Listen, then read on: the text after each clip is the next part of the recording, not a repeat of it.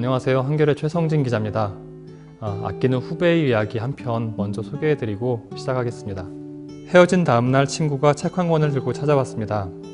그 책은 김연경 작가의 좋은 이별이었는데요. 이 책을 읽으면서 상실감 뒤에 찾아오는 다양한 감정을 담담히 지켜보게 되었다고 합니다. 때로는 생각하지도 못했던 사람이나 책을 통해서 살아갈 힘을 얻게 될 때가 있잖아요.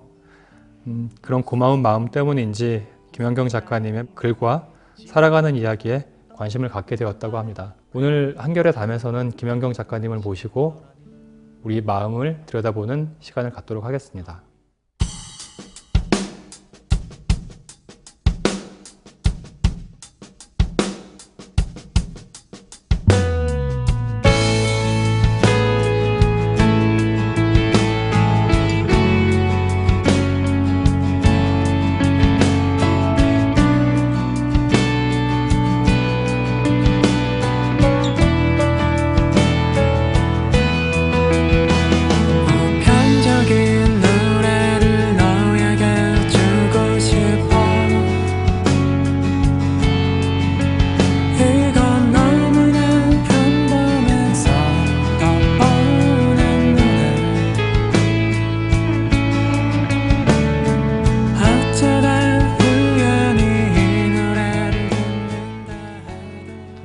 안녕하세요. 작가님은 올 한 해 어떤 새해 계획들을 좀 세우셨는지 궁금합니다. 평생 새해가 될 때마다 새해 계획을 세우곤 했는데요. 언제부턴가 안 세우게 됐어요. 그럼 올해도 역시 아니, 한 몇 년 됐는데 예. 이제는 남은 인생을 잘 마무리하고 가면 되겠다. 이제 무슨 새로운 계획을 세울 일은 없구나. 그런 생각이 든 시점이 있었어요. 한 2, 3년 됐는데 그때부터 새로운 계획은 안 세우고요. 그냥 앞으로 한 20년만 조용히 잘 살자. 그게 이제 목표예요. 주변에 또 있는 사람들은 어떤 계획을 세웠는지 궁금하기도 해서 많이들 물어봤거든요. 근데 주로 이제 가장 많이 하는 게 뭐 금연이라든지 뭐 건강 관리, 운동 이런 계획들을 많이 말씀들을 하시고, 특히 이제 채식을 하겠다는 분들도 건강을 위해서 많이 있는데, 또 채식하면은 또 김연경 선생님께서 나름대로 경험이 많은 걸로 알고 있는데요. 건강하게 채식을 하는 방법 좀 소개해 주실 만한 게 좀 있으십니까? 그 채식을 시작하는 사람들이 그런 어떤 무의식적인 두려움이 있나 봐요. 고기를 안 먹으면 안 건강해질지도 모른다는. 좀 힘이 덜 난다 뭐 그런. 근데 소는 풀만 먹고도 얼마나 힘이 센데요. 등치도 크지요. 저도 채식하기 전에는 골고루 먹는다는 개념을 채소와 고기 혹은 채소와 생선 이렇게 동물성, 식물성을 섞어 먹는 걸 골고루 먹는다고 생각했고요. 채식한 이후에는 이제 골고루 먹는다는 개념을 좀 바꿨어요. 그래서 채소 중에서 5가지 색깔을 골고루 먹는다. 또 하나는 스님들이 금하는 오신채 있잖아요. 그걸 골고루 먹는 거. 그렇게 그 2가지를 꼭 지키고 있어요. 실제로 그러면 왜 갑자기 이렇게 웃으시나요? 왜 웃음이 나냐면요. 사람들은 채식을 한다 그러면 그것이 무슨 거대한 이데올로기나 아니면 종교적인 이유, 어쨌든 무슨 수행 같은 선입견들을 갖게 되는데요. 종종 있죠. 네. 근데 제가 오신채를 꼭 먹는다 그러면 가끔 배신감을 느끼는 사람들이 있더라고요. 그렇군요. 네. 근데 건강하게 채식하려면 오신채를 꼭 먹어야 하는 것 같아요. 잘 명심하겠습니다. 지난 겨울 5번째 심리 에세이 남자를 위하여를 세상에 내놓으셨잖아요. 이제 그동안 심리, 마음이라고 하면 주로 여성들이 상대적으로 더 관심을 많이 갖는 걸로 사람들은 여겨왔는데, 작가님께서는 특이하게도 외롭고 심심하고도 속상한 남자들을 위한 에세이를 또 이번에 내셨어요. 특별한 이유가 있으십니까? 20대 사회생활을 하면서부터 제가 발을 디딘 사회라는 곳은 남성들이 움직이는 남성 조직이에요. 그리고 남성의 법칙에 의해서 움직이죠. 그러니까 제 입장에서 어떤 조직에 들어가 보면 되게 저 입장에서 낯선 거예요. 그 여성의 시각에서 볼 때. 그래서 사실은 20대, 30대, 40대 내내 그러니까 열심히 남자를 이해하려고 혹은 남성 조직을 이해하려고 애썼던 것 같아요. 사회생활을 한다는 게. 아마 그런 경험들이 쭉 제 안에 이제 축적되어 있었는데 후배 여성도 남자를 너무 모르고 남자들은 또 자기 내면을 하나도 볼 줄 모르고 제가 보기엔 뭐 그런 이런저런 느낌을 제가 한 20, 30년 동안 가지고 있었어요. 그래도 이제 안 썼죠. 그런 얘기를. 잘못 그런 얘기를 했다가는 이 남성 사회에서 추방당할지 모르니까. 그런 두려움이 있으셨겠죠. 그래서 그냥 당연히. 입을 꽉 다물고 그냥 혼자만 생각하고 있었는데 네. 나이가 많이 드니까 그러니까 조카들 같은 젊은 이제 청년들을 만날 기회가 있는데 그 친구들을 보고 있으면 좀 안타까운 거예요. 뭐 여자친구 때문에도 속상해하고 뭐 일 때문에도 속상해하고 그냥 총체적으로 이렇게 인간이 무엇인지 혹은 남성으로 산다는 게 무엇인지에 대한 개념이 없구나. 그래서 이제 그런 책을 하나 쓰고 싶었어요. 쓰게 됐죠. 그 남자를 위하여를 보면 그 책임감 그리고 경쟁심, 뭐 결혼, 뭐 의존성 그리고 또 나르시즘 한 24가지 정도 핵심 열쇠말을 중심으로 남자를 설명하고 있는데요. 그 가운데 특히 남성과 여성이 함께 고민해 봤으면 좋겠다 하는 열쇠말 한두 개만 꼽아주신다면 대표적으로 어떤 게 있겠습니까? 24가지 키워드가 남자에게만 적용되는 게 아니고 남녀 모두에게 공히 적용되는 감정들이고요. 그리고 어떤 감정이든 다 나쁘거나 다 좋은 건 아니고요. 이렇게 잘 운용하는 정상적인 범주가 있고 그 정상 분포를 넘어서는 이쪽 극단에 지나치게 책임감 때문에 자기 인생을 망치는 사람이 있고 그 다음에 지나치게 책임감이 없어서 남의 인생을 망치는 사람이 있는 거예요. 어떤 감정이든 자기가 감당할 수 있는 만큼 적절하게 감정을 감당하고 또 통제할 수 있는 만큼 통제하고 그러면서 관계를 맺으면 되는 거라고 생각을 하거든요. 나쁘기만 한 감정은 없어요. 의존성도 상대에게 적당히 의존할 줄 아는 능력을 건강이라고 특히 성장기에는 의존할 수 있는 능력이 정말 중요하거든요. 근데 20살이 넘으면 그 의존성을 서서히 이제 거둬들여야 되죠. 그래서 자기가 가장이 된 이후에도 누구한테 막 의존하려고 하면 안 되는 거예요. 그때는 좀 더 책임감이 그렇죠. 그리고 타인의 의존성을 보살펴줘야 하는 나이가 되는 거예요. 태어난 자녀의 의존성을. 그죠? 그런 식으로 모든 감정이 다 적절하고 필요한 범위와 그다음에 과도해서 자기와 타인을 망치는 범위 이렇게 나뉘는 것일 뿐이에요. 그 감정의 유무 그 자체보다 그 정도의 문제, 정도의 차이 그게 이제 저도 관건이란 말씀해 주셨는데요. 그 일부 남자의 관계 맺기 그 보면은 마침 그 선생님께서 잠깐 그 말씀하신 남자의 책임감을 그 집중적으로 다루는 대목이 나오거든요. 이런 문장이 인상적이었어요. 그 남자들이 여자로부터 슬그머니 꼬리를 감추는 이유 중에는 책임감에 대한 부담이 가장 클 것이다. 그 솔직히 말씀드리면 저도 많이 공감을 했습니다. 여자나 가정 혹은 일이나 회사로부터 어느 한순간 좀 슬그머니 도망가고 싶어하는 그 욕망으로부터 완전히 자유로운 한국 남자는 사실 많지 않은 것 같거든요. 그런 남자의 책임감은 이 한국 남성들이 좀 어떻게 다루는 것이 좋을까요? 그동안 우리 가부장제에서 되게 많은 가정의 모든 책임이 가장의 어깨에 이렇게 얹혀 있었었잖아요. 그런 측면이 있었죠. 그게 이제 가부장제의 폐해이기도 하죠. 그 남성들이 자기가 만든 그 제도의 마지막 피해자가 된 다음에 이제 이렇게 손을 놨잖아요. 그리고 못하겠다. 이제 여자들과 좀 나눠서 어깨에 짊어지자 이런 말도 하고 그러는데 남성들이 여성에게 책임을 나눠주면서 권리도 같이 나눠주는 그런 문화로 좀 변했으면 좋겠어요. 가부장제의 책임을 다 자기가 져야 한다고 생각하는 남편은 아내가 자기보다 월급을 많이 받으면 불안해해요. 자존심 상해하고. 자존심 상해하는 게 불안인데 권력이 아내한테 넘어간다고 느끼는 무의식이 있어서. 근데 그거는 이제 우리 세대나 이렇게 생각이고 네. 요즘 젊은 친구들은 그렇게 생각 안 한대요. 그래요? 아, 그래? 마누라가 돈 많이 번다고?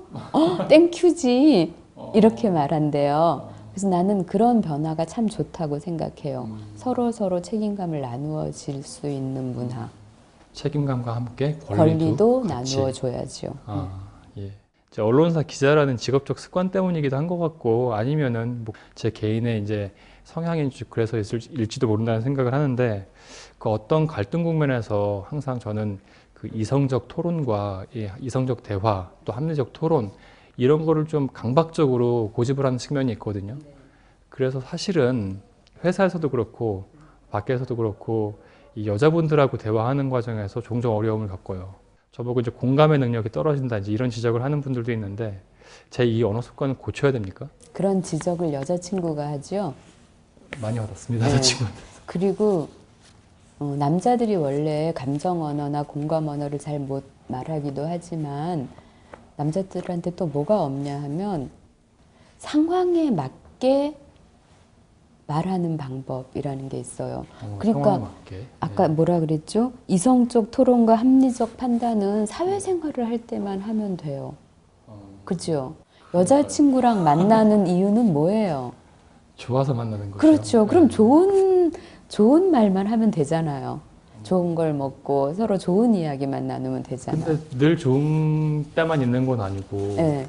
가끔씩 이제 갈등, 그러니까 싸움을 하기도 하잖아요. 그러니까 의견이 대립될 때, 의견이 대립될 때도 왜 의견이 대립되는지 모르지만 자기가 옳다고 생각하기 때문에 그러는 거예요. 그죠? 근데 좋은 사람하고 만나서 굳이 내가 옳다고 주장해야 할 이유가 뭐가 있어요? 그냥 둘이 좋은 일을 하면 되잖아요. 좋은 얘기를 하고. 아닐까요? 그 말이 정답인 것 같은데요. 이게 그 연애를 잘하는 남자의 특징은 사회생활을 할 때의 얼굴과 여자를 만났을 때의 얼굴이 완전히 다르다는 거예요. 여자를 만나면 표정도 부드러워지고 언어도 부드러워지고 그 시간을 즐기는. 그러니까 나를 그 여자친구 앞에서 나를 그렇게까지 주장할 이유가 뭐가 있죠? 사실은 없는 거라는 말씀이죠. 그렇죠. 없죠. 핵심이 여자친구와의 관계는 그냥 친밀감을 나누는 거예요. 그러면 어떤 게 친밀한 건지에 대한 개념이 머리에만 있으면 싸울 일이 없죠.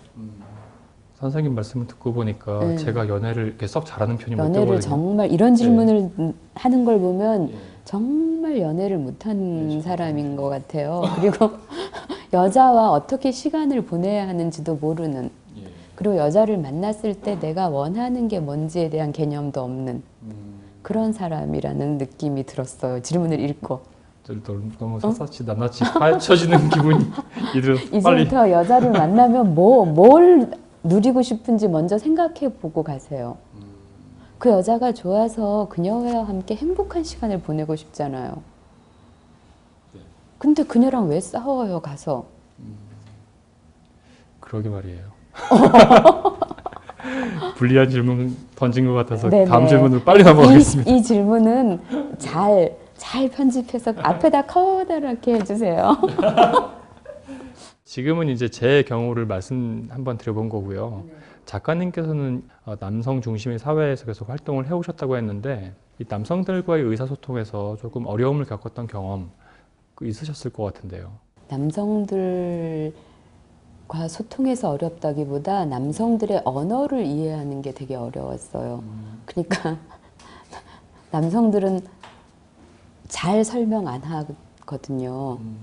혹은 사과 같은 거 할 때도 구체적으로 사과하지 않고 그냥 차 한 잔 마시면 그게 사과가 되는 거고. 얼굴 한번 보고요.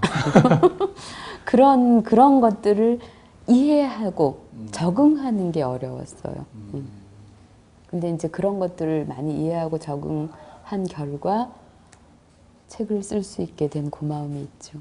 그런 이해하고 적응하게 된 어떤 그 특별한 계기 같은 것도 있으셨어요? 계속 사회생활을 해야 했으니까. 그 남성 중심의 사회에서요. 그렇죠. 제가 만약에 결혼을 해서 가정에 딱 들어가서 아내와 엄마 역할만 했다면 계속 남성을 이해하려고 노력 안 했을 수도 있어요. 근데 계속 사회생활을 해야 했기 때문에 저 이해할 수 없는 저 사람을 다음에 또 봐야 되니까. 그러니까 어떻게든 이해를 해야 했죠.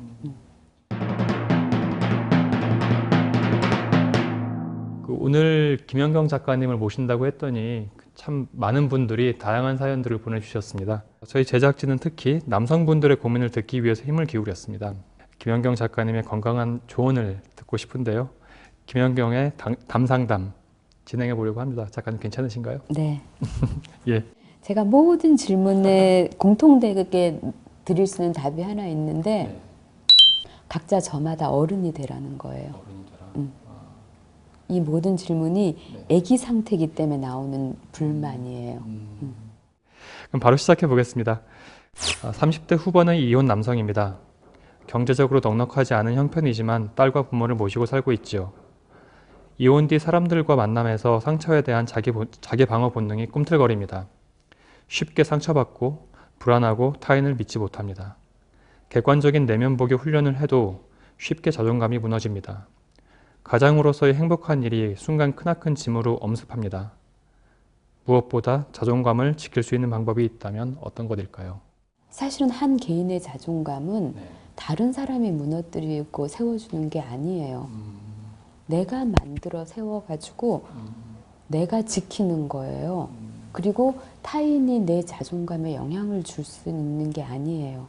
그러니까 이분의 핵심은 뭔가 하면 내면 깊은 어딘가에 결혼하고 이혼하고 하기 이전에 이미 이렇게 정서가 형성되는 과정에서 자아가 약하게 만들어진 그런 정신 구조를 가지게 됐던 것 같아요. 정서 구조를. 오히려 근본적으로 본인이 가지고 있었던 취약한 정서나 자아 구조 때문에 첫 번째 결혼에서도 문제를 잘 해결하지 못하고 그렇게 파괴적인 결론을 내리게 된 거고. 그렇죠, 이혼이라고. 네. 그리고 그 문제가 상처를 더 깊게 해가지고 더 예민하게 만들긴 했지만 본질적으로 한 6살, 5, 6살까지 만들어진 정서 때문에 자아가 약한 그런 구조를 가지고 있는 것 같아요. 그래서 이분은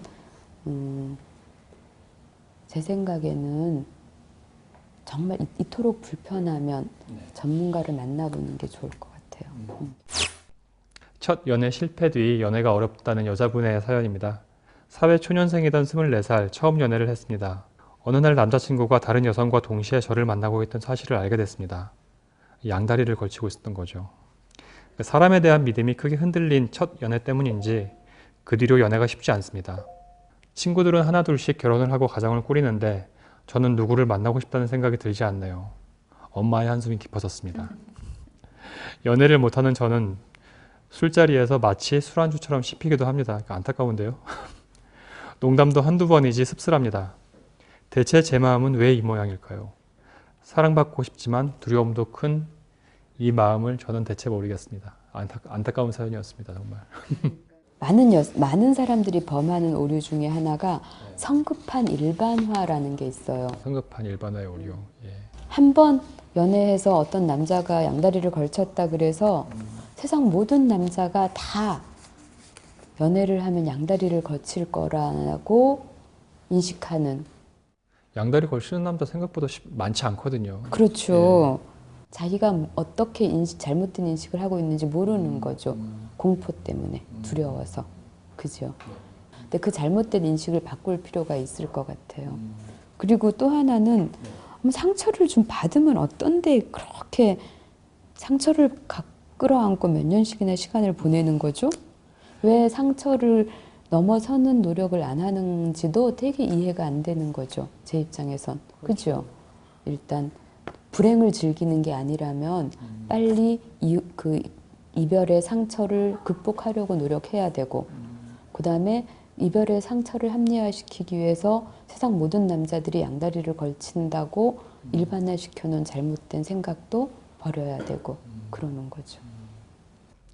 그분을 위해선 저도 연애를 잘 못하는 저이긴 하지만 양다리를 걸치는 남자가 생각보다 많지 않다는 사실을 꼭 전해드리고 싶습니다. 아, 그리고 걸치면 좀 어때요? 자기도 걸치면 되잖아. 너무 궁금하고 이해가 안 되면 자기도 해봐. 공차적으로 파격적인 또 조언을 해주셨는데요. 계속 이어가겠습니다. 올해로 만 42살 한국 남자입니다. 주변에 마흔아리를 하는 친구나 동료들이 많습니다. 저도 마찬가지였고요. 제 경우에는 마흔에 가장 크게 느꼈던 것이 외로움이 아닌가 싶습니다. 가족, 돈, 직장에서의 위치, 사회적 지위 등 가진 것은 점점 많아지는데 마음 한구석이 텅 빈 것 같은 외로움은 커져만 갑니다. 술 먹으면 친구들이 다들 비슷한 감정을 토로하더군요. 40살 남자가 느끼는 외로움, 정체는 무엇일까요? 마흔은 중년이 되는 나이죠. 38에서 43살 그 사이를 선생님께서 심리적 격변기라고 표현하셨던데 딱 그 중간에 와 있습니다. 강렬하게 인생이 이게 뭐지? 이렇게 허무해지고 연초만 되면 어떻게 살아야 할 것인가 이런 거 고민하게 되고. 꿈의 문제라는 얘기는 제가 많이 했는데 정신적으로 우리가 성장기부터 꿔온 꿈이 사실은 마흔이 되면 이제 유효하지 않게 되는 거예요. 그 꿈이 이미 성취됐거나 아니면 더 이상 성취될 가능성이 없는 게 되거나 그래서 그때 제일 허전하고 허탈감을 느낀다 그래요. 근데 꿈을 이뤄봤자 우리가 얻는 건 그냥 어떤 지위거나 돈이거나 이런 거인 거예요. 그죠? 원했던 것보다는 턱도 없이 부족하다고 마음이 느끼는 거예요. 그래서 심리적으로 굉장히 허전해지고 내 인생이 이게 뭐지? 나는 그냥 돈 버는 기계인가? 뭐 이런 생각을 하게 되는 거죠. 자기가 이룬 많은 것들이 여기 있음에도 불구하고 마흔의 남자들이 그 허탈해지는 두 번째 비밀은 남자들이 아무도 이 사실을 입 밖에 내어 말하지 않는데 되게 중요한 신체적 변화가 있어요. 그게 뭔가 하면 동양의학에서는 남자들이 8살 단위로 몸이 변해요. 그래서 28에 16, 28 청춘은 16살 무렵에 갑자기 성적 그 에너지가 몸에서 확 솟구쳐요. 그죠? 그리고 그게 8살 단위로 계속 변화를 겪어요. 그러다가 이유 없이 확 솟구쳤던 그 생물학적 에너지가 58에 40이 되면 8번 주기가 5번 지나고 나면 갑자기 탁 꺾여요. 그랬죠. 그것이 정말 많이 남자의 정서에 영향을 줘요. 근데 그게 그냥 생물학적으로 자연한 몸의 변화인데 이거는 동양의학 첫 페이지에 나오는 상식이에요. 근데 우리 사회에서 그런 상식을 안 가르치니까 마흔이 돼서 몸이 그렇게 변하면 뭐가 잘못됐다고 생각하는 거예요. 그래서 갑자기 40살부터 보양식을 막 찾아다니죠. 등산을 막 하고 그렇게 해서 회복되는 게 아니고 아니고 그냥 몸이 자연스럽게 변화 과정이고 그래서 48살 이후부터는 이제 몸이 노화를 한다고 그래요. 마흔이 남성들한테 치명적인 이유가 두 가지 있는데 정신적으로 중년을 넘어서야 하고 신체적으로는 58에 40을 넘어서야 한다는 거. 그래서 그거에 대해서 그냥 그것이 잘못됐다고만 생각하지 않으면 자연스러운 삶의 과정이다라고만 받아들이면 그렇게 크게 갈등 없이 넘어갈 수 있지 않을까. 다른 해법은 저는 없는 것 같아요. 받아들이는 거 말고. 그 선생님 책에서도 그 부분에 대한 문제 진단은 구체적으로 해놓으셨지만 그 대안, 그 앞으로 어떻게 해라 이런 부분은 굉장히 간략하게 써놓으셨더라고요 또. 중년이 되면 사실은 이 남자들은 정서를 언어나 감정이나 이런 걸로 표현을 못하니까 되게 많이 그동안 섹스로 창구 일원화해 놓은 거죠. 그러니까 남자들이 화가 날 때도 섹스를 하고 기분이 좋을 때도 섹스를 하고 승진을 해서 막 권력이 커지면 또 성욕이 막 증가하고 뭐 이런 식으로 남자들은 정말 많은 것들을 성적인 역량으로 표현을 하잖아요. 그러다가 성적 역량이 이렇게 좌절되면 감정을 표현할 길이 없어지는 거예요. 그래서 더 많이 곤란을 느끼게 돼요. 그래서 이론적으로는 섹스로 일어나 했던 창구를 이제부터 다원화하라고 해요. 다원화. 기쁠 때는 그냥 기쁘게 표현을 하고 슬플 때는 슬픔의 감정을 느끼고 이렇게 친밀감을 나누고 싶을 때는 아내와 같이 그냥 다정하게 시간을 보내고 그렇게 그 모든 감정들을 나누어서 표현하는 그런 훈련을 하지 않으면 나중에 이제 그 창구가 막힐 때 혼돈이 오죠. 파괴적인 행동을 하거나 뭐 굉장한 좌절에 빠지거나 그렇게 되겠죠. 그 마지막 사연 읽겠습니다. 한국 남자들은 누구보다 혈연, 학연, 지연에 약한 것 같습니다. 일종의 이제 관계 맺기에 대한 강박 같은 건가 본데요.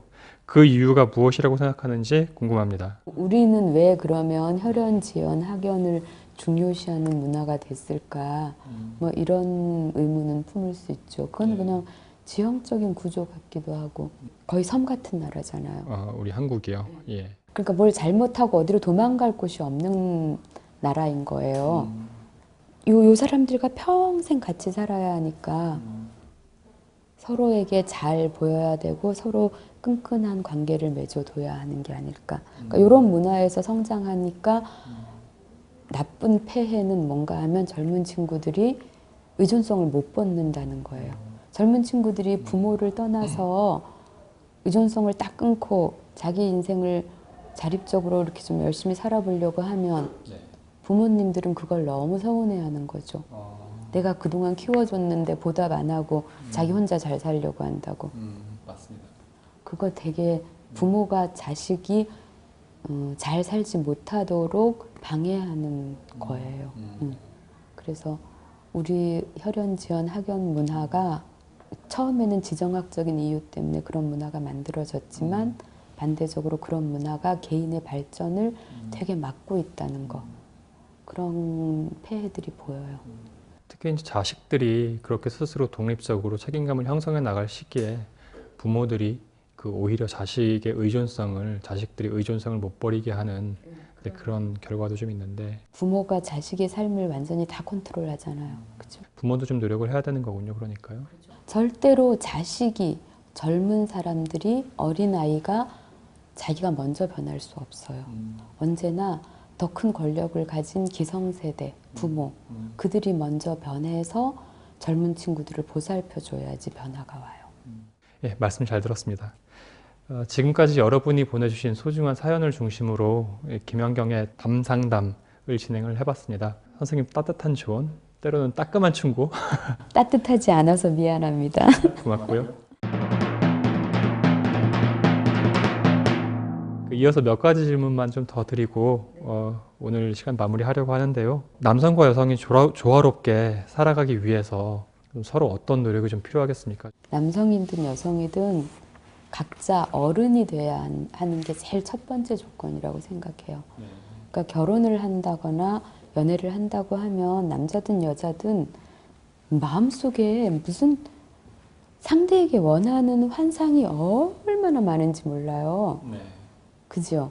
그래서 여성들은 백마탄 남자를 기대하고 남성들은 여자가 간호사나 스튜어디스처럼 보살펴 줄 것을 기대하고 그러면서 만나잖아요. 그러면 절대로 제가 그런다는 얘기는 아니고요. 그러면 절대로 좋은 관계를 만들어 나갈 수가 없어요. 그러니까 의존성을 끊고 환상을 없애고 남자와 여자가 만날 때 서로 기대할 수 있는 것과 기대해서는 안 되는 것에 대한 개념을 먼저 가진 다음에 그런 다음에 만나서 둘이 관계를 맺어 나가는 게 건강하게 조화롭게 사는 길이 아닐까 생각합니다. 좀 적당한 기대를 갖고 만나라. 그렇죠. 그 바가지 긁고 신경질 내는 여자친구가 현실적인 여자고 그 찌질하고 툭하면 책임감으로부터 도망치고 하는 그 남자가 그냥 현실 속의 남자예요. 그들과 관계를 맺는 거예요, 우리가. 마지막으로 청년들에게 힘이 되는 말 좀 부탁드리겠습니다. 자꾸만 사과를 하고 싶어져요. 그러니까 우리 세대가 저들을 저렇게 만들었다. 그런 게 너무 보이기 때문에 제 또래나 저보다 윗세대 선배들이 어떻게 자기의 그 가난에 대한 강박, 불안 이런 것들을 자녀에게 이렇게 다 물려줬는가가 젊은 친구들을 보면 다 보여요. 그 친구들은 아무런 트라우마도 없고 모든 환경이 평탄한 상황에서 자랐는데 그럼에도 불구하고 너무나 불안하고 자신감이 없고 그런 거예요. 미안하다는 생각이 많이 들고 지금이라도 그들을 도울 수 있는 사람은 그들의 부모 세대거든요. 그래서 청년들이 어떻게 할 수 있는 거는 그들이 최대한을 다해도 한계가 있어요. 그들을 도와줄 수 있는 건 사실 그들 부모 세대예요. 사회가 좀 더 많이, 기성세대가 좀 더 많이 마음을 열었으면 좋겠다. 그런 생각을 합니다. 중년을 넘어가고 있는 저로서는 참 마음에 새겨둘 만한 이제 바로 말씀인 것 같습니다. 특히 이제 후배들을 위해서도 그렇고요. 선생님 오늘 말씀 너무 잘 들었습니다. 감사합니다. 고맙습니다. 자기 자신의 마음을 들여다본다는 일은 생각보다 쉽지 않은 일 같습니다. 오늘 한결의 담에서는 김연경 선생님 모시고 우리 내면의 마음을 들여다보는 시간을 가졌는데요. 설 명절도 지나고 이제 2024년 한 해가 본격적으로 시작됐는데 많은 청취자분들께서 시청자분들께서 이번 한결의 담과 함께 그리고 또 김연경 작가님의 소중한 말씀과 함께 올 한 해 또 힘차게 살아갈 수 있는 힘과 용기를 얻으실 수 있었으면 좋겠습니다. 고맙습니다.